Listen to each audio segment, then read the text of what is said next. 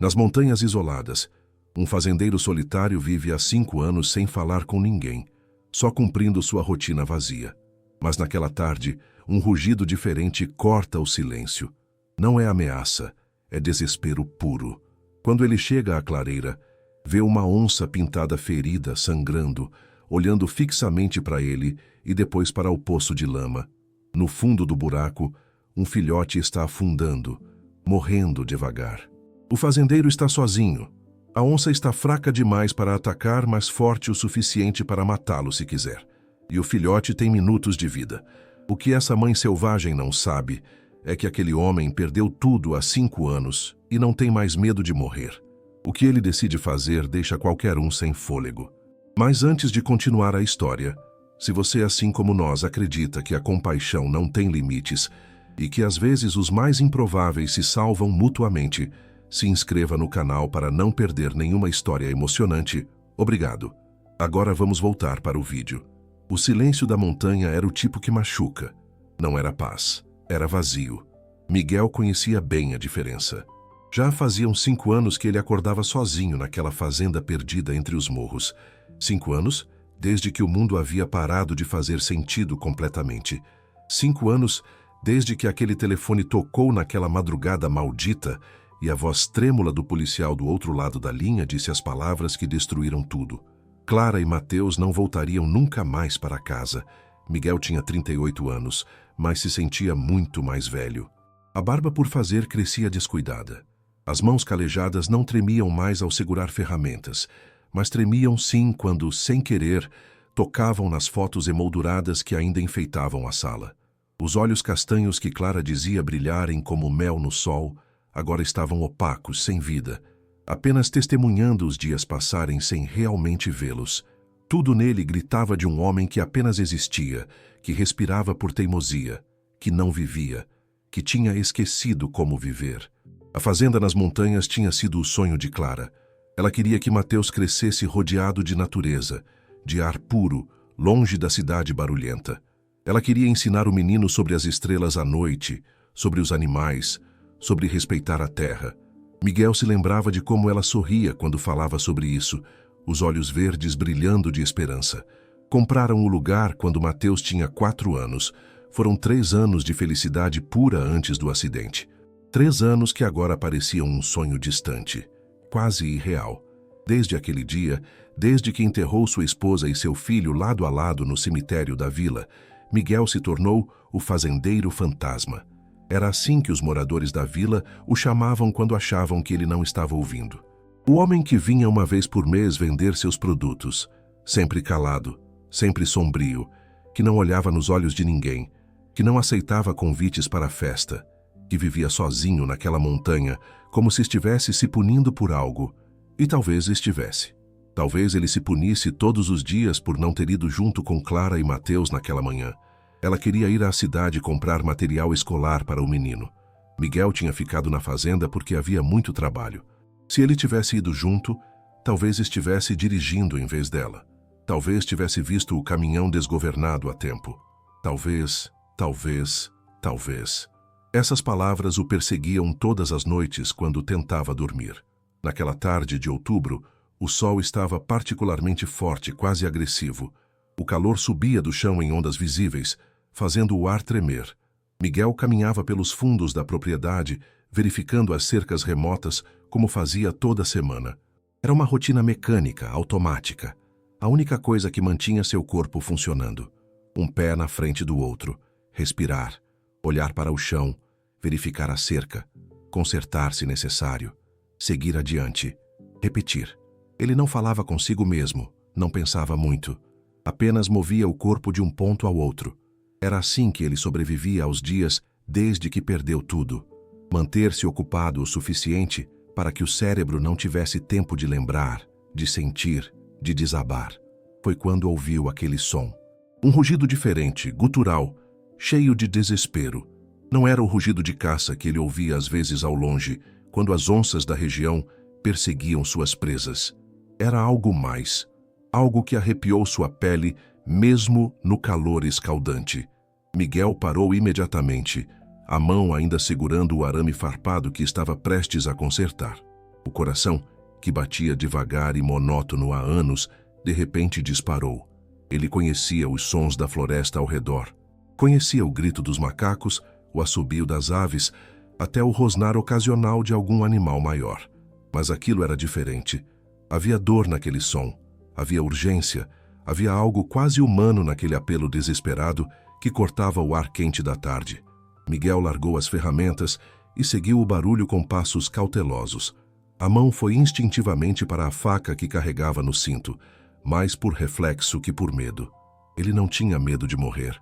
Na verdade, havia dias em que desejava que algo o tirasse daquele limbo de existência vazia. Mas os anos de fazenda tinham ensinado cautela. Animais feridos eram imprevisíveis. Animais desesperados, mais ainda. Quando chegou à clareira perto do antigo poço de lama, o que viu fez seu sangue congelar completamente nas veias. Ali, a apenas alguns metros dele, estava uma onça pintada. Uma fêmea grande, majestosa, com aquelas manchas douradas características que pareciam medalhas de guerra espalhadas pela pelagem amarelada. Era um animal magnífico, provavelmente pesando uns 80, 90 quilos, pura força selvagem condensada em músculo e garras. Mas havia algo muito errado. Uma de suas patas traseiras estava visivelmente machucada, com um ferimento profundo e sangrento que parecia recente. Ela mancava, o peso mal se apoiando naquela perna. E o sangue escorria vermelho vivo pela pelagem, pingando na terra seca. Mas o que fez o coração de Miguel parar não foi o tamanho da onça, nem a proximidade perigosa, nem mesmo o ferimento grave. Foi o que ela estava fazendo. Ela olhava para ele, direto nos olhos dele, sem agressão, sem postura de ataque. Apenas olhava, e então virava a cabeça para o poço, e voltava a olhar para ele. E fazia aquele som de novo, aquele miado gutural que não era rugido de ameaça, que era algo completamente diferente, que era súplica, que era pedido, que era desespero de mãe. Miguel ficou paralisado, tentando processar o que estava acontecendo. A onça repetiu o movimento. Olhou para ele. Olhou para o poço. Miou desesperadamente. Olhou de volta para ele, como se estivesse tentando comunicar algo, como se estivesse dizendo algo que ele precisava entender. Com o coração batendo tão forte que parecia que ia explodir do peito, Miguel se aproximou devagar, muito devagar, do poço. A onça não se moveu. Apenas o observou com aqueles olhos dourados intensos. Ele sabia que deveria correr, que deveria se afastar, que onças eram animais selvagens e perigosos, que aquilo podia ser o fim dele.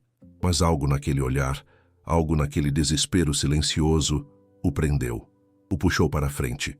Quando finalmente chegou perto o suficiente da borda do poço e olhou para dentro, o mundo de Miguel desabou de novo. Lá embaixo, no fundo escuro do buraco de uns 4 metros de profundidade, estava um filhote de onça. Pequeno, não poderia ter mais que 3 meses de vida, com aquela pelagem ainda fofinha de bebê e os olhos arregalados de puro terror. A lama espessa, escura, fedorenta, já cobria metade de seu corpinho. Ele estava afundando, devagar, mas inexoravelmente, sendo sugado pela lama viscosa.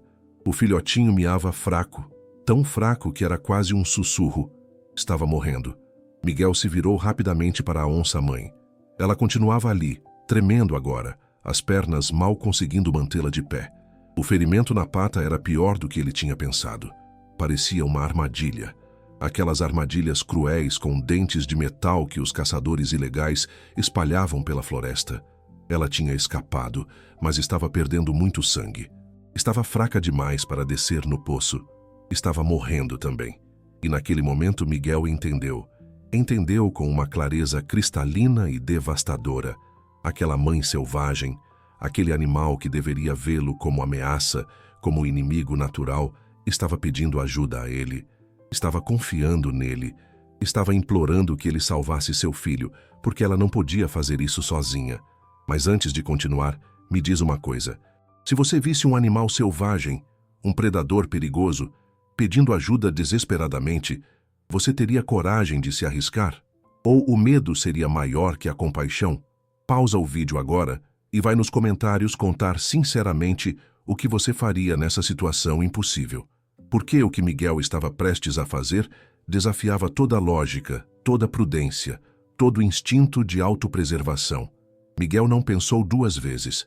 Algo dentro dele, algo que estava morto há 5 anos, de repente despertou. Era Mateus ali embaixo. Era a chance de salvar quando antes ele não pôde.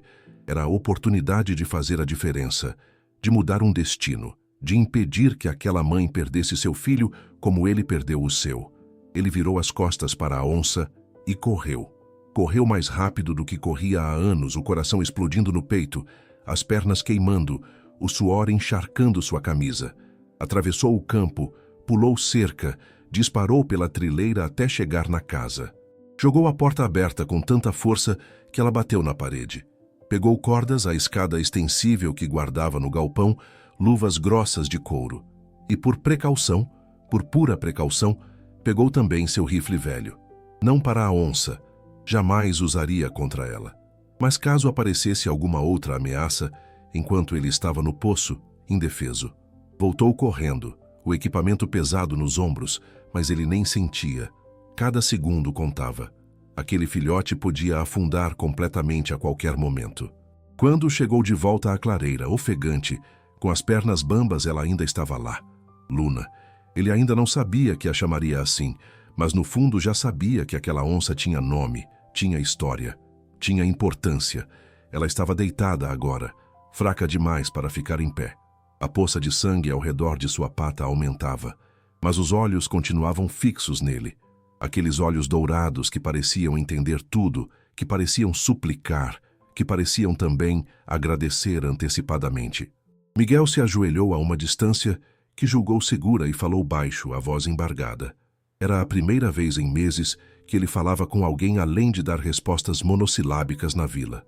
Eu vou tirar seu bebê de lá, tá bom? Você pode ver, pode confiar, mas você precisa me deixar trabalhar, entende? Precisa não me atacar. Eu prometo, eu juro por tudo que eu perdi, que vou salvar ele. Vou tirar seu filho de lá, mas você tem que me deixar.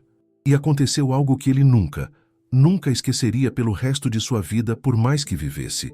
Algo que desafiava tudo o que ele sabia sobre animais selvagens, sobre instintos, sobre a natureza. A onça recuou, devagar, arrastando a pata ferida, deixando um rastro de sangue na terra. Ela se afastou alguns metros. Não fugiu, não foi embora, apenas deu espaço. Se posicionou a uma distância onde podia ver tudo, mas onde não estava ameaçando. As orelhas continuavam voltadas para ele, atentas a cada movimento. O corpo ainda tenso, pronto para reagir se necessário. Mas ela não avançou. Ela confiou. Miguel sentiu lágrimas queimarem seus olhos. Lágrimas que não vinham há 5 anos. Ele limpou rapidamente com as costas da mão e se levantou. Não tinha tempo para emoção agora. Tinha trabalho a fazer. Tinha uma vida para salvar. Ele amarrou a corda na árvore mais robusta que encontrou. Uma paineira antiga com um tronco largo. Testou 2 vezes, 3 vezes, 4 vezes. Puxou com toda a sua força. A corda estava firme, não podia falhar. Não podia haver erro. Colocou as luvas grossas de couro, respirou fundo e começou a descer pela borda do poço. A descida foi mais difícil do que esperava. As paredes eram escorregadias, úmidas de infiltração. A lama começava já na metade do caminho. Grudava em suas botas, puxava suas pernas, dificultava cada movimento. O cheiro era horrível, de terra podre e água parada, de decomposição e morte. Miguel teve que respirar pela boca para não vomitar. Lá embaixo, a escuridão era quase total. Apenas um feixe de luz do sol entrando pela abertura acima. Miguel viu o filhote. A lama já cobria quase todo o corpinho. Apenas o focinho e os olhos ainda visíveis. O animalzinho não tinha mais forças nem para miar. Apenas olhava para cima com aqueles olhos vidrados, esperando o fim. Não, pequeno. Hoje não. Você não vai morrer hoje. Miguel estendeu as mãos enluvadas e, com todo o cuidado do mundo, pegou o corpinho minúsculo, puxando-o da lama que sugava, e resistia. O filhote era tão leve, tão frágil. Miguel o pressionou contra o peito, sentindo a respiração fraca, o coração minúsculo batendo acelerado de medo. Eu te peguei. Você está seguro agora. Vou te levar para sua mãe. Subir foi infinitamente mais difícil. Com uma mão segurando o filhote trêmulo e encharcado de lama contra o peito, ele tinha apenas a outra mão para se agarrar à corda. Os músculos dos braços queimavam como fogo, os dedos escorregavam, suor e lama se misturavam, mas ele não podia soltar. Não ia soltar. Não dessa vez. Dessa vez ele ia conseguir. Dessa vez ele ia salvar. Cada centímetro era uma conquista. Cada puxão na corda era uma batalha. As pernas procuravam apoio nas paredes escorregadias. Os braços protestavam. O corpo inteiro gritava para parar. Mas Miguel continuou. Pensou em Mateus. Pensou em como não pôde salvá-lo. Pensou que aquele filhote tinha chance se ele apenas aguentasse mais um pouco. Só mais um pouco. Quando finalmente sua cabeça emergiu do poço e ele pôde ver o céu de novo, Miguel quis gritar de alívio, mas não tinha ar nos pulmões. Com o último resquício de força, ele se arrastou para fora, o corpo coberto de lama da cabeça aos pés, o filhote ainda apertado contra o peito. Ele colocou o pequeno no chão com cuidado extremo, o corpinho ainda tremendo, ainda fraco, e a onça-mãe se aproximou imediatamente. Miguel recuou dando espaço, observando. Ela farejou o filhote freneticamente, o focinho percorrendo cada centímetro daquele corpo enlameado. Depois começou a lamber. Lamber a lama do rosto dele, do corpo, com aquela língua áspera mas delicada. O filhote começou a miar, fraco ainda, mas vivo. Estava vivo. Miguel se sentou no chão, exausto, observando a cena. Mãe e filho reunidos. Uma vida salva. Pela primeira vez em 5 anos, ele tinha conseguido fazer diferença. Tinha conseguido impedir uma tragédia. E aquela pequena vitória, era como um raio de luz em 5 anos de escuridão completa. Ele pensou que aquilo seria o fim. Que a onça pegaria o filhote e desapareceria na floresta. Que ele voltaria para casa, tomaria um banho, e aquela seria apenas mais uma memória. Estranha, surreal, mas apenas uma memória. Mas então aconteceu algo ainda mais impossível. A onça-mãe pegou o filhote delicadamente pela nuca, com aquela pegada instintiva que as mães felinas têm. Carregou o filhotinho mancando, arrastando a pata ferida, deixando um rastro de sangue. E caminhou até Miguel. Ele mal ousava respirar. Ela depositou o filhote aos pés dele. Depois levantou aqueles olhos dourados, olhou diretamente nos olhos dele por longos segundos e desabou. O corpo grande e pesado simplesmente cedeu. As pernas não aguentaram mais. Ela caiu de lado, a respiração ofegante, superficial. A ferida na pata sangrando muito agora, o sangue escorrendo rápido demais. Ela estava morrendo, e ela sabia. E mesmo assim, mesmo naquele estado, ela tinha trazido o filhote até ele. A mensagem era cristalina, devastadora. Ela estava pedindo de novo. Ela estava dizendo que não conseguiria cuidar do filhote sozinha. Estava entregando seu bebê para ele porque sabia que era a única chance de sobrevivência do pequeno. Estava fazendo o que qualquer mãe faria. Estava escolhendo a vida do filho sobre a própria.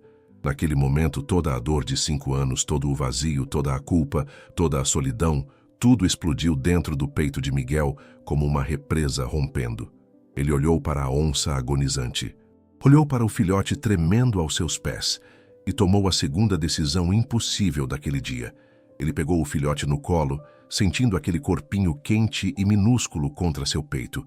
Depois, se ajoelhou ao lado da onça. Ela o observava, os olhos já começando a perder o foco. "Você também vem", Miguel disse com a voz engasgada de lágrimas. "Eu não vou deixar você morrer. Não vou deixar ele órfão. Vocês dois vêm comigo. Você me ouviu? Eu vou salvar vocês dois." E foi assim que Miguel fez o impossível.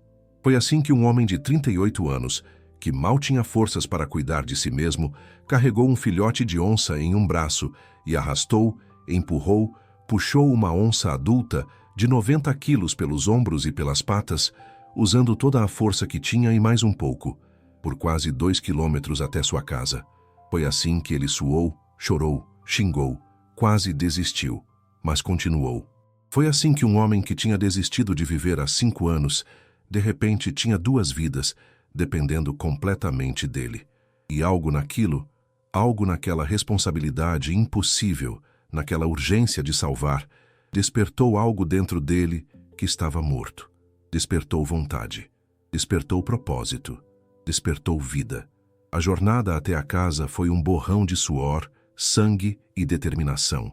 Miguel não se lembrava direito depois de como exatamente conseguiu. Apenas lembrava de repetir para si mesmo: mais um passo, só mais um passo, você consegue, mais um. O filhote no bolso da camisa, miando fracamente, a onça pesada, tão pesada, as patas arrastando. Mas ele não parou. Não podia parar.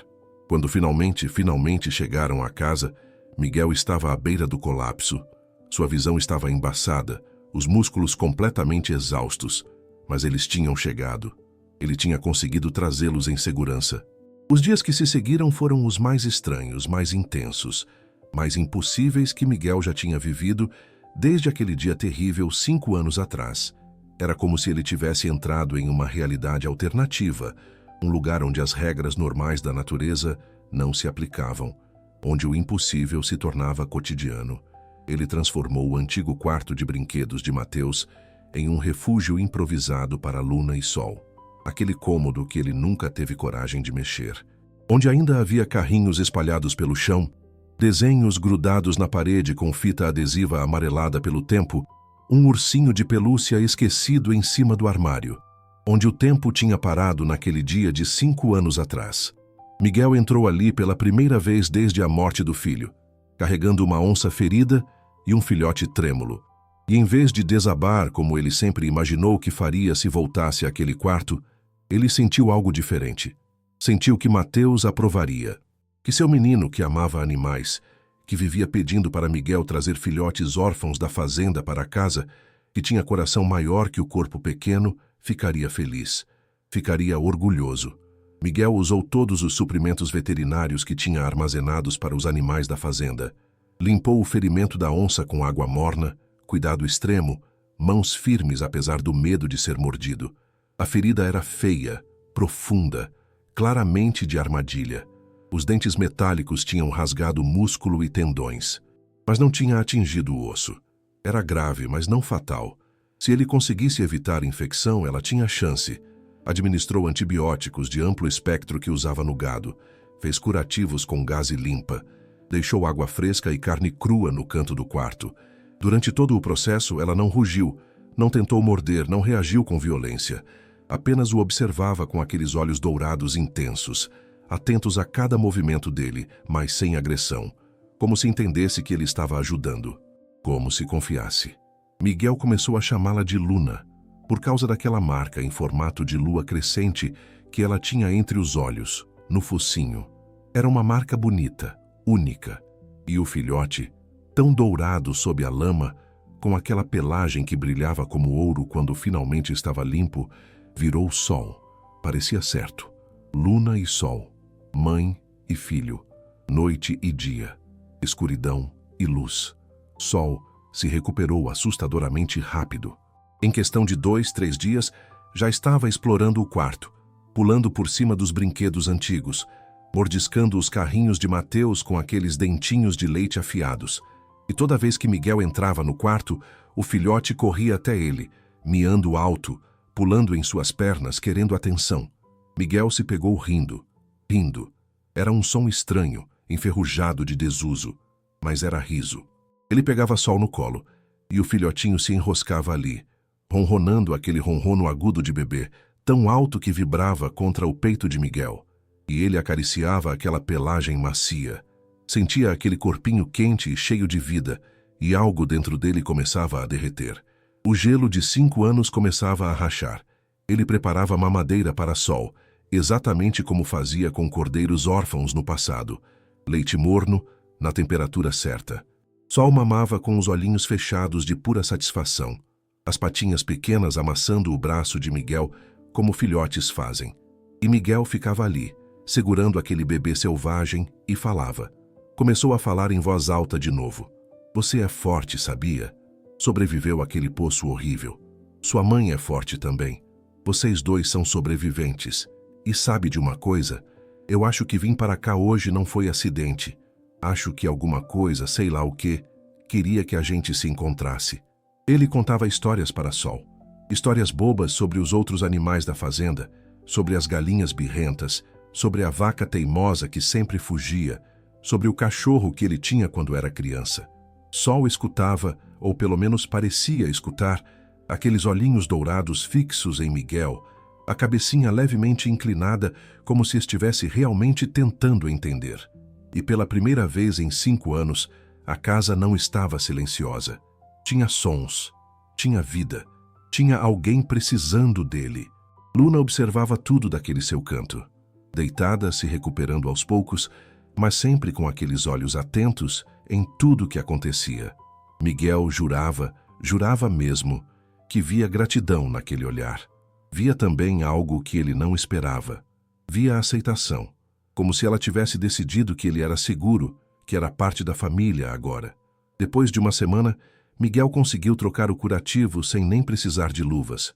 Luna simplesmente levantou a pata e deixou. Olhou para ele enquanto ele trabalhava, mas sem tensão, sem medo. Estava confiando mesmo.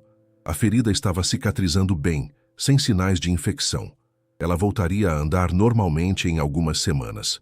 Uma noite, a primeira noite em que Luna conseguiu se levantar e andar um pouco pelo quarto, Miguel estava na sala, sentado no sofá velho, aquele mesmo sofá onde costumava assistir desenhos com Mateus no colo. Estava revisando os registros da fazenda, tentando manter a papelada em dia, quando ouviu um barulho. Olhou para cima e quase deixou a caneta cair. Sol tinha escapado do quarto. Caminhava pelo corredor com aquela caminhada descoordenada de filhote, as patinhas grandes demais para o corpo ainda pequeno. Quando viu Miguel, correu até ele e, sem pedir licença, pulou no sofá e se enroscou aos seus pés, ronronando alto, feliz por estar perto. Miguel ficou paralisado. E então Luna apareceu na porta da sala. Ela parou ali, observando. Miguel esperou que ela viesse buscar o filhote, que o levasse de volta para o quarto. Mas ela não fez isso. Ela simplesmente entrou na sala, devagar, mancando ainda um pouco. Caminhou até o sofá, olhou para Miguel e se deitou ali mesmo, ao lado dele, o corpo quente e pesado encostado em sua perna. Miguel mal conseguia acreditar. Uma onça selvagem, um predador de topo, estava deitada ao lado dele em seu sofá como se fosse um gato doméstico. Sol estava dormindo em seus pés. E aquela cena absurda e impossível, fez algo dentro de Miguel se romper completamente. Ele chorou. Chorou como não chorava desde o funeral. Mas não era só a dor antiga saindo. Não eram só lágrimas de perda. Eram também lágrimas de algo novo. De algo que ele tinha esquecido, que era possível sentir. Era a sensação de não estar completamente, absolutamente sozinho. Ele colocou a mão devagar, com cuidado extremo, na cabeça de Luna. Ela não se moveu. Ele acariciou suavemente aquela pelagem áspera e sussurrou com a voz embargada: "Obrigado. Obrigado por confiar em mim. Obrigado por me dar um motivo para acordar de manhã. Obrigado por me lembrar que ainda tem beleza nesse mundo, que ainda tem coisas valendo a pena proteger." Luna fez aquele som baixo, gutural, que Miguel estava começando a reconhecer como contentamento. E ficaram ali os três, naquela sala que há 5 anos só conhecia silêncio, juntos. Uma família improvável, impossível, mas real. As semanas passaram e viraram meses. Luna ficou completamente curada. A ferida na pata virou apenas uma cicatriz e ela voltou a se mover com toda a graça e força de um predador de topo. Sol crescia assustadoramente rápido. Já era do tamanho de um cachorro grande, brincalhão e curioso, metendo o focinho em tudo. Miguel sabia que deveria soltá-los de volta na floresta. Sabia que era o certo a fazer, que animais selvagens pertenciam ao mundo selvagem. Mas toda vez que pensava nisso, toda vez que se preparava para ter aquela conversa impossível com Luna, ele adiava. Só mais um dia, só mais uma semana, só mais um pouco. Porque aquela casa, que tinha sido um mausoléu por 5 anos, estava viva de novo. Tinha barulho, tinha movimento, tinha risadas. Miguel se pegava sorrindo quando o Sol derrubava algo, quando Luna roubava comida do balcão da cozinha, quando os dois brincavam de se perseguir pelo quintal. Ele voltou a cozinhar de verdade, não só aquecer comida congelada. Voltou a cuidar da casa, não só existir nela. Voltou a sentir que estava vivendo, não só sobrevivendo. Mas o mundo lá fora não ia deixar aquela paz durar para sempre. Nunca deixava. Uma manhã, 2 meses depois de tudo ter começado, Miguel foi verificar as cercas da borda da propriedade e encontrou algo que fez seu sangue ferver. Armadilhas. 4 delas, daquele tipo cruel com dentes de metal, instaladas em pontos estratégicos onde animais costumavam passar. Eram iguais à que tinha ferido Luna. Miguel sentiu uma raiva que não sentia há anos. Uma raiva fria, controlada, mas intensa. Aqueles homens não apenas tentavam ferir animais inocentes, mas agora estavam invadindo sua terra, sua propriedade, sua família. Porque sim, Luna e Sol eram família agora. E ninguém ameaçava a família dele. Ele desmontou cada armadilha que encontrou, uma por uma, com cuidado para não se machucar. Empilhou todas bem visível na entrada de sua fazenda. Pegou um pedaço de madeira grande, uma lata de tinta vermelha que tinha no galpão e pintou com letras grandes: "Esta terra está protegida.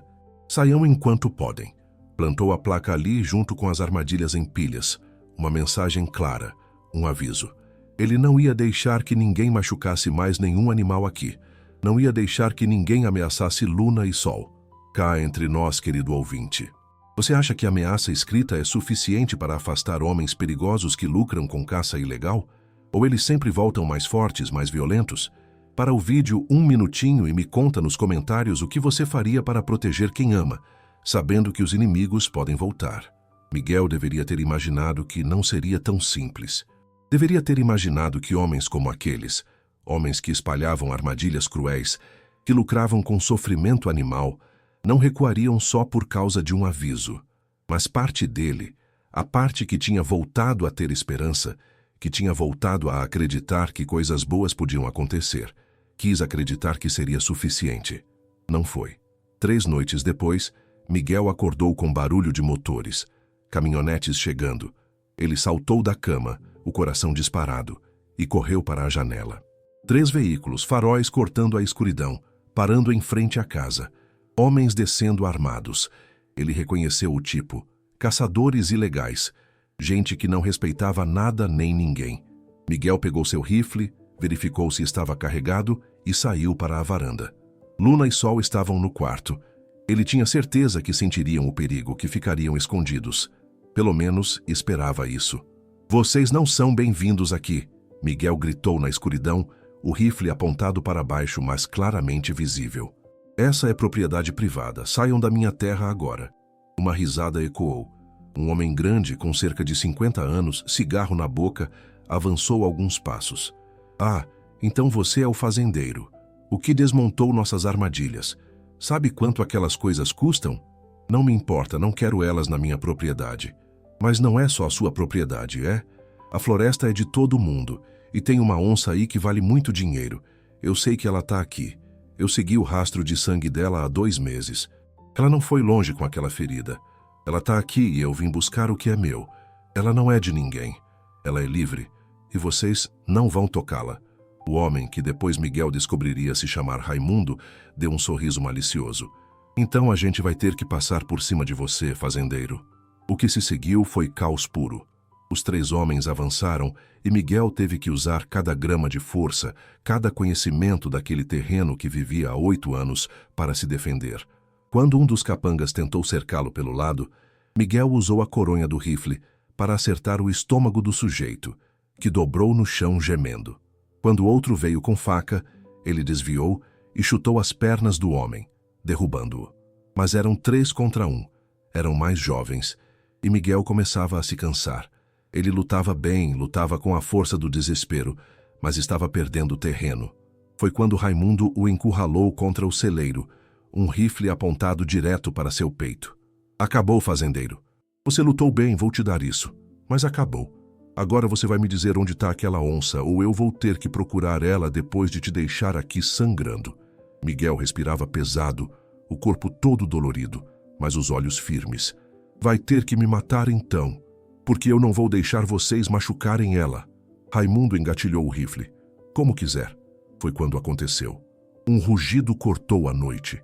Um rugido que fez o ar vibrar, que fez os homens congelarem de terror instantâneo e primitivo. Luna emergiu das sombras, enorme, magnífica, perigosa. Ela não estava mais ferida. Estava com força total. Estava furiosa e estava protegendo. Ela se posicionou entre Miguel e Raimundo, o corpo tenso, os dentes imensos à mostra, os olhos brilhando na escuridão. Um segundo rugido, ainda mais alto, ainda mais aterrorizante. E Sol apareceu atrás dela, menor, mas igualmente feroz, aprendendo com a mãe, imitando sua postura ameaçadora. Os três homens recuaram, tropeçando uns nos outros, os rostos pálidos de medo puro e absoluto. Raimundo deixou o rifle cair, as mãos tremendo. O que é isso? Elas estão protegendo você? Miguel se levantou, ainda ofegante, mas um sorriso amargo no rosto. Eu disse, ela não é de ninguém, mas ela escolheu ficar, e vocês acabaram de ameaçar a família dela. Luna deu um passo à frente, um rosnado baixo, mas ameaçador. Os homens viraram e correram, literalmente correram tropeçando de volta para as caminhonetes. Miguel aproveitou o momento, pegou o rádio que tinha levado no bolso e gritou chamando as autoridades, dizendo o endereço, dizendo que havia invasores armados, caçadores ilegais, que precisava de ajuda agora. As caminhonetes ligaram e dispararam estrada abaixo, levantando poeira. Miguel ficou ali, ainda respirando pesado, com Luna ao seu lado. Lentamente, ele estendeu a mão e colocou na cabeça dela. Ela encostou o focinho em sua mão, aquele gesto deliberado de afeto que ele tinha visto ela fazer com Sol centenas de vezes. Mas era a primeira vez que ela fazia com ele. Obrigado, Miguel sussurrou, a voz embargada. Você salvou minha vida. Luna fez aquele som gutural de contentamento, como se dissesse, estamos quites agora. Na manhã seguinte, quando o sol já estava alto e quente, o delegado chegou com 2 policiais. Eles tinham pegado Raimundo e os outros tentando fugir pela estrada principal da vila. As armas ilegais, as ferramentas de caça, tudo foi confiscado. Quando o delegado veio até a fazenda para pegar depoimento de Miguel, ele parou na varanda, olhos arregalados, boca aberta. Luna estava deitada no sol da manhã tranquila. Sol brincava com uma bola velha que tinha encontrado no galpão. E Miguel tomava café sentado nos degraus da varanda, observando os dois com um sorriso pequeno, mas genuíno no rosto. Isso é real? O delegado murmurou, mal conseguindo processar.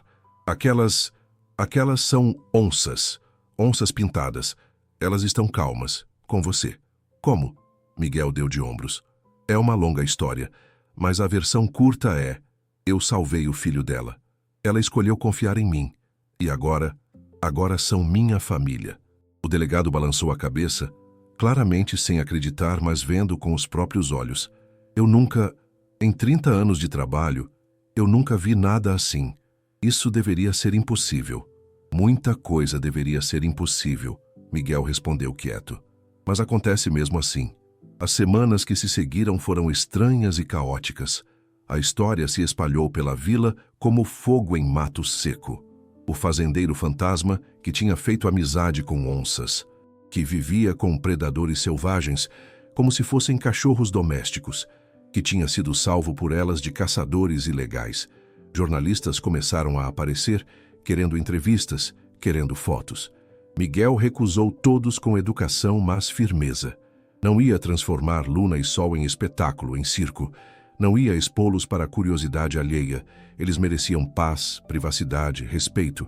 Mas também vieram os especialistas, e esses Miguel aceitou porque precisava saber. Biólogos de vida selvagem, veterinários especializados em animais de grande porte. Eles examinaram Luna e Sol, fizeram testes, tiraram amostras. E as notícias não foram completamente boas. A bióloga, uma mulher chamada Doutora Fernanda, explicou com voz suave, mas honesta. Por causa da gravidade do ferimento anterior de Luna, por causa dos danos aos tendões que nunca cicatrizariam completamente, ela provavelmente não sobreviveria caçando sozinha na floresta. Ela conseguia andar, correr até, mas não com a agilidade necessária para caçar presas rápidas, como capivaras e veados. E além disso, descobriram que Luna tinha perdido outro filhote. Encontraram o corpinho dias depois, preso em outra armadilha, a quilômetros dali. Sol era o único que sobrou. A conclusão era dura. Luna e Sol precisavam de cuidados contínuos. Precisavam de um lugar seguro. Não podiam voltar completamente para o mundo selvagem. A doutora Fernanda ofereceu transferir ambos para um santuário oficial de animais silvestres. Tinha estrutura, tinha equipe, tinha tudo o que precisavam. Miguel quase aceitou, pensando no que era melhor para elas. Mas quando aproximaram Luna de uma caixa de transporte, quando tentaram gentilmente colocá-la ali, ela recusou. Recuou, saiu da caixa, foi até Miguel e ficou ao lado dele. Não agressiva, não assustada, apenas firme. A mensagem era clara. Ela escolhia ficar. Deixa eu te perguntar uma coisa, meu querido ouvinte. Será que animais selvagens podem realmente escolher confiar em humanos assim? Ou é só coincidência, só instinto de sobrevivência procurando o lugar mais seguro? Pausa aqui por um segundo e me conta o que você acha nos comentários. Porque essa é uma das questões mais fascinantes dessa história toda. A solução foi diferente do que qualquer um esperava. A fazenda de Miguel foi oficialmente registrada como Santuário Privado de Vida Selvagem, uma extensão oficial do Programa Estadual de Conservação, com supervisão mensal de veterinários especializados, com todas as licenças necessárias, com regras rígidas mas justas.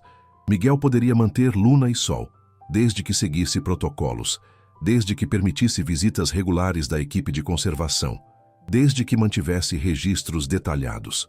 E mais que isso, Miguel agora podia receber outros animais resgatados.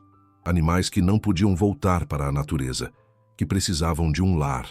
A fazenda, que tinha sido seu prisão pessoal por 5 anos, virava santuário de verdade. A transformação foi gradual, mas profunda. Voluntários começaram a aparecer querendo ajudar, querendo fazer parte daquilo. A doutora Fernanda vinha uma vez por semana supervisionar, mas também ajudar a expandir as instalações. Construíram recintos maiores, mais seguros, criaram áreas específicas para diferentes tipos de animais. E Miguel, o homem que tinha se fechado completamente para o mundo, começou a se abrir de novo. Ele conversava com os voluntários, ensinava sobre os animais, compartilhava histórias. Saía para a vila e não era mais tratado como fantasma, mas como o cara das onças, o protetor de animais, alguém fazendo diferença real. O quarto de brinquedos de Mateus, que tinha servido de refúgio para Luna e Sol, foi transformado em um memorial bonito. Miguel finalmente teve coragem de organizar tudo com carinho. As fotos de Mateus em porta-retratos bonitos, os desenhos emoldurados na parede, os brinquedos preferidos em uma estante especial. Não era mais um lugar de dor paralisante. Era um lugar de lembrança amorosa, de celebração de uma vida que foi curta, mas cheia de amor. Miguel começou a dormir melhor. Começou a comer direito. Começou aos poucos a perdoar a si mesmo por não ter ido junto naquela manhã. Começou a entender que ele não podia ter evitado o acidente, que não era culpa dele, que Clara e Mateus não iriam querer que ele passasse o resto da vida se punindo. Uma tarde, uns 4 meses depois de tudo ter começado, Miguel estava consertando uma cerca quando ouviu uma voz atrás dele. Você é difícil de encontrar. Vim 3 vezes e você sempre estava ocupado. Ele se virou e viu Ana. A veterinária que tinha ajudado com Luna no começo, que fazia parte da equipe de supervisão. Ela tinha uns 35 anos, cabelos castanhos prendos em rabo de cavalo, olhos que pareciam entender coisas sem precisar perguntar. Um sorriso gentil, mas não condescendente. Desculpa, Miguel disse, limpando o suor da testa. Sempre tem muito a fazer aqui. Vim ver nossos pacientes especiais, mas também vim ver como você está. De verdade. Miguel hesitou. Não estava acostumado a falar sobre si mesmo, mas havia algo em Ana, algo que o fazia sentir que podia confiar. Melhor, ele disse sincero. Muito melhor que há 4 meses. Muito melhor que há 5 anos. Ana sorriu. Posso dizer pelo seu rosto. Você parece vivo de novo. Eles caminharam juntos pela fazenda. Miguel mostrou as melhorias que tinha feito, os novos recintos, falou sobre os planos futuros. E aos poucos, muito aos poucos, começou a falar sobre Clara e Mateus, sobre o acidente, sobre os 5 anos de vazio, sobre como Luna e Sol tinham mudado tudo. Ana ouviu sem interromper, sem julgamentos, só com empatia genuína nos olhos. Quando ele terminou, ela ficou quieta um momento antes de falar. Sabe o que eu acho? Eu acho que você salvou muito mais que 2 onças naquele dia. Você salvou você mesmo também. Miguel sentiu um nó na garganta. Elas me salvaram primeiro. Talvez, Ana disse suave. Ou talvez vocês salvaram uns aos outros. Talvez fosse para ser assim. Eles começaram a se ver mais depois daquele dia. Ana vinha ajudar no santuário, não só como veterinária, mas como parceira. Trazia expertise, trazia energia nova, trazia uma perspectiva diferente. E aos poucos, tão aos poucos que Miguel quase não notou acontecendo, ele sentiu algo que pensou que estava completamente morto dentro dele. A possibilidade de amor de novo. Não um substituto para Clara. Nunca seria isso. Nunca poderia ser. Mas algo novo, algo diferente. Uma nova chance de conexão humana, de companheirismo, de ter alguém com quem dividir os dias. Luna parecia aprovar. Ela se aproximava de Ana sem receio. Deixava que ela fizesse exames, aceitava carinho. Sol, então, adorava Ana, pulava nela toda vez que ela aparecia querendo brincar. Era como se eles soubessem que ela era boa, que era segura, que fazia Miguel sorrir. Uma noite, uns 6 meses depois daquele primeiro dia no poço, Miguel e Ana estavam sentados na varanda, observando o pôr do sol. Luna dormia aos pés deles. Sol e Estrela, a onça jovem que tinha aparecido semanas atrás e virado companheira de Sol, brincavam ao longe. Você mudou minha vida completamente, Miguel disse de repente, olhando para o horizonte tingido de laranja e rosa. Você e toda a equipe. Doutora Fernanda, os voluntários. Vocês me deram propósito de novo.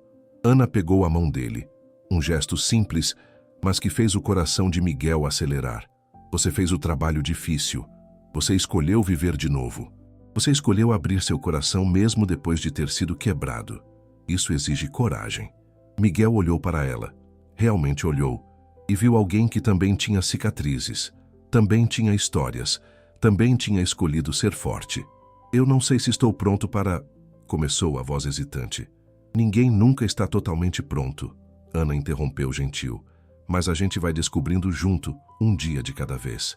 Ele apertou a mão dela de volta. Um dia de cada vez. E foi isso que eles fizeram. Devagar, com paciência, construíram algo novo. Ana se mudou para a fazenda alguns meses depois. Trouxe seus próprios animais resgatados. 2 cachorros, um gato de 3 patas, um papagaio que xingava. A casa voltou a ter risadas, conversas longas durante o jantar, planos compartilhados.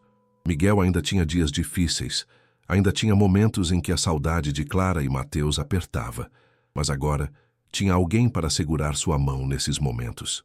Alguém que não tentava substituir o passado, mas ajudava a construir um futuro. O santuário continuou crescendo. Receberam uma corça que tinha sido atropelada e perdeu uma perna. 3 filhotes de raposa órfãos. Um lobo-guará que tinha sido resgatado de cativeiro ilegal e não sabia mais caçar. Cada animal tinha história, tinha nome, tinha cuidados específicos. E Miguel aprendeu cada uma, cuidou de cada um com a mesma dedicação que cuidou de Luna e Sol. Mas Luna e Sol sempre foram especiais. Sempre foram os primeiros os que mudaram tudo. Luna viveu até os 16 anos, uma idade impressionante para uma onça. Ficou mais calma nos últimos anos, mais lenta, passando longos períodos apenas deitada ao sol na varanda. Sol, agora adulto completo, ficava sempre perto dela, cuidando da mãe assim como ela tinha cuidado dele. Quando Luna partiu, foi em paz. Uma manhã tranquila, sol morno, deitada em seu lugar favorito na varanda. Miguel, Ana e Sol estavam ali quando ela deu seu último suspiro. Miguel chorou, chorou muito, mas eram lágrimas diferentes das que chorou por Clara e Mateus. Eram lágrimas de gratidão. Gratidão por ter tido aquela alma extraordinária em sua vida. Gratidão pela segunda chance que ela lhe deu. Eles enterraram Luna no jardim de flores silvestres que Miguel tinha plantado no lugar do poço. O poço que tinha sido drenado e transformado em algo bonito. Uma placa simples marcava o lugar. Luna, a quem ensinou que salvar é ser salvo. Sol ficou triste por semanas depois. Ficava deitado no túmulo da mãe, miando baixo. Mas aos poucos, com Estrela e os filhotes que tiveram juntos, ele voltou a ser ele mesmo. E continuou no santuário o patriarca agora, ensinando seus filhotes, protegendo os animais menores que chegavam machucados. Os anos passaram. O santuário virou referência na região. Escolas traziam alunos para visitas educativas. Universidades mandavam estagiários. Miguel dava palestras sobre conservação, sobre empatia, sobre segundas chances. Sua história, a história dele, de Luna e Sol, tocou milhares de pessoas. Em uma tarde de outono, quase 7 anos depois daquele dia impossível no poço, Miguel estava na varanda quando viu uma mulher chegando.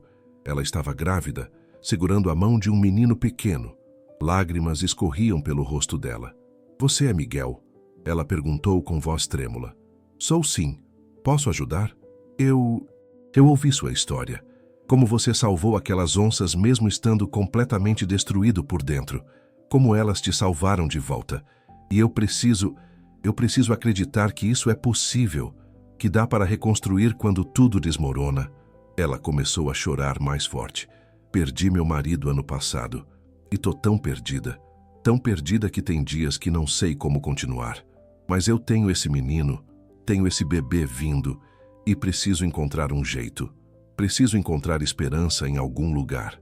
Miguel desceu os degraus da varanda e se aproximou dela. Ele entendeu. Entendia perfeitamente aquela dor. "Você vai encontrar", disse com certeza que vinha da experiência. "Não vai ser rápido, não vai ser fácil. Alguns dias vão ser tão difíceis que você vai achar que não aguenta. Mas você vai. Você vai acordar um dia e perceber que está respirando de novo, que está sentindo de novo, que tem motivos para ficar. Como? Um dia de cada vez. Aceitando ajuda quando ela aparecer, mesmo que venha dos lugares mais inesperados, e se abrindo para a possibilidade de que a vida ainda reserva coisas boas, mesmo depois do pior, especialmente depois do pior. Miguel convidou ela e o menino para conhecerem o santuário. O garotinho ficou maravilhado com os animais, especialmente com Sol e seus filhotes semi-selvagens. A mulher chorou de novo vendo aquelas criaturas que tinham sido feridas, mas foram curadas, vendo o amor e cuidado com que eram tratadas. Quando ela foi embora, abraçou Miguel forte. "Obrigada", sussurrou, "por me mostrar que é possível, que esperança ainda existe." Naquela noite, Miguel contou para Ana sobre a visita. "Sabe o que isso significa?" ela disse, os olhos brilhando. "Significa que o legado de Luna e Sol vai muito além deles. Não é só sobre salvar animais, sobre mostrar para as pessoas que segundas chances existem, que amor ainda existe, que recomeçar é possível." Miguel olhou pela janela. Sol estava deitado sob a lua cheia, exatamente onde Luna costumava ficar. O ciclo continuando, sempre. "Acho que você tem razão. Acho que toda essa jornada foi sobre isso desde o começo. Agora me fala sinceramente, meu querido ouvinte. Você acredita em segundas chances?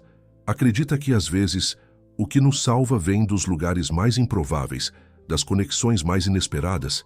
Para o vídeo agora e vai comentar, porque essa história não é só sobre um homem e 2 onças. É sobre qualquer um de nós que já teve que encontrar força para continuar quando tudo parecia perdido. Anos mais tarde, quando Miguel já tinha cabelos completamente grisalhos e Ana fios prateados misturados nos castanhos, quando o santuário já tinha salvado centenas de animais e tocado milhares de vidas humanas, ele voltou àquele lugar, o jardim de flores silvestres onde Luna descansava.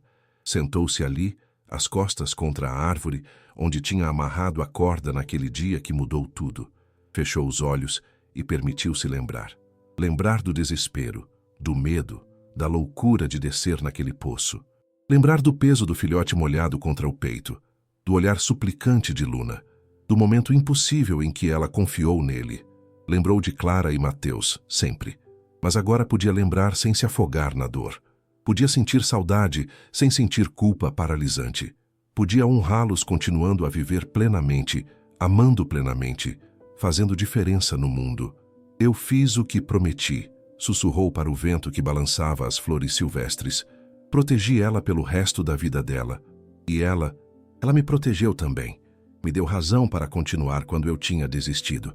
E olha só o que veio disso tudo. Olha quantas vidas foram salvas, quantas pessoas encontraram esperança. Acho que vocês todos aprovariam. Clara, Mateus, Luna, acho que estariam orgulhosos. Uma brisa suave balançou as flores, e Miguel teve absoluta certeza. Onde quer que as almas fossem depois, onde quer que Clara, Mateus e Luna estivessem, eles estavam orgulhosos dele. Orgulhosos por ele não ter desistido. Por ter escolhido viver de novo quando teria sido mais fácil apenas existir. Por ter aberto o coração, mesmo depois de ter sido despedaçado. Quando voltou para casa, o sol se punha pintando tudo de dourado. Ana estava na cozinha preparando o jantar, cantarolando baixinho. Sol dormia na varanda, velho agora, mas ainda imponente. Os voluntários se despediam depois de mais um dia de trabalho. Havia vozes, risadas, vida pulsando em cada canto. Miguel parou um momento só para absorver aquela cena. Aquele lar que ele tinha certeza que nunca mais teria. Aquela família improvável, parte humana, parte selvagem, mas completamente real. Aquele propósito que tinha brotado do lugar mais escuro da dor e florescido em algo lindo. E finalmente, meu querido ouvinte, me responde com o coração. Você acredita que finais felizes são possíveis mesmo depois das piores tragédias? Que às vezes, nosso maior ato de coragem é simplesmente continuar, simplesmente abrir o coração de novo para a possibilidade de amor e conexão? Deixa pausado agora e me conta nos comentários se você já teve uma segunda chance na vida, se já encontrou luz no meio da escuridão. Porque histórias como essa nos lembram que não importa quão escuro parece, sempre, sempre pode amanhecer de novo. Miguel entrou em casa, beijou Ana, coçou as orelhas de sol através da janela, sentou-se para jantar. Era uma noite comum, simples, sem nada extraordinário acontecendo. E exatamente por isso, era extraordinária. Porque para um homem que tinha passado 5 anos apenas sobrevivendo, ter noites comuns de novo, ter rotina de novo, ter amor de novo, ter propósito de novo, era milagre. E tudo tinha começado com um pedido impossível de uma mãe desesperada e a escolha igualmente impossível de um homem partido de responder a esse pedido. Luna estava certa naquele dia quando escolheu ele. Ela escolheu o humano certo para salvar seu filho. Mas o que ela não podia saber, o que não tinha como saber, é que ao pedir aquele impossível, ao depositar aquele filhote trêmulo aos pés dele, ela estava salvando Miguel também. Estava dando a ele um motivo para ser corajoso de novo, para se importar de novo, para amar de novo, para viver de novo. E no final das contas, não era sobre quem salvou quem primeiro. Não era sobre manter um placar de dívidas e gratidões. Era sobre 2 almas partidas, uma humana, uma selvagem, que encontraram uma na outra a força, a coragem, a razão para se curar.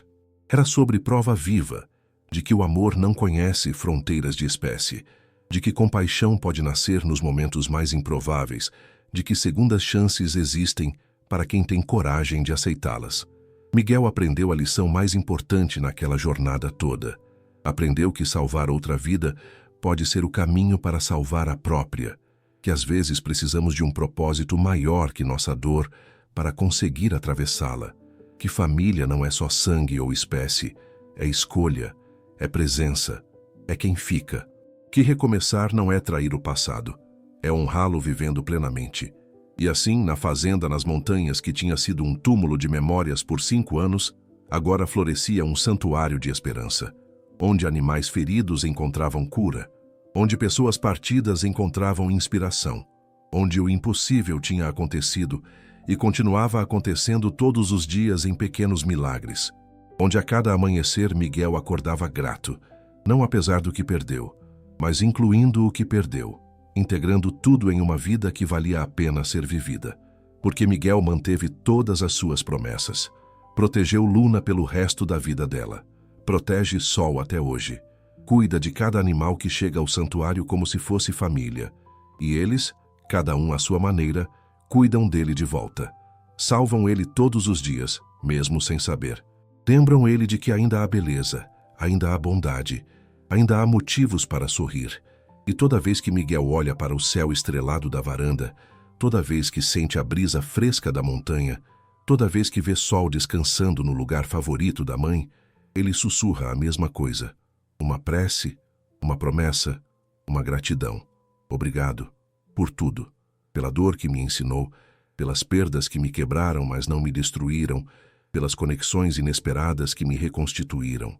Obrigado por Luna, por Sol, por Ana, por cada animal que passa por aqui, por cada pessoa que encontra esperança nessa história. Obrigado por me dar razão para ficar quando eu queria ir. Obrigado por me mostrar que ainda há beleza no mundo. Obrigado por me ensinar que amar de novo não é trair quem se foi, é honrar. É continuar carregando a luz deles em cada novo amanhecer. Em algum lugar, talvez entre as estrelas, ou talvez no vento, ou talvez apenas na memória eterna do amor, Clara e Mateus sorriem, orgulhosos do homem forte que Miguel voltou a ser. Não apesar da dor, mas através dela. Não esquecendo, mas integrando. Não desistindo, mas recomeçando sempre todos os dias. Uma escolha de cada vez. E Luna, onde quer que as almas das onças vão quando partem, onde quer que os espíritos selvagens descansem, certamente está em paz. Sabendo que seu último ato de coragem, seu último pedido impossível naquele dia terrível e lindo perto do poço, salvou não uma, mas 2 vidas. Tirou o sol da lama mortal, tirou Miguel do vazio, ainda mais mortal. O fazendeiro fantasma não existe mais. No lugar dele há um homem vivo, inteiro, transformado.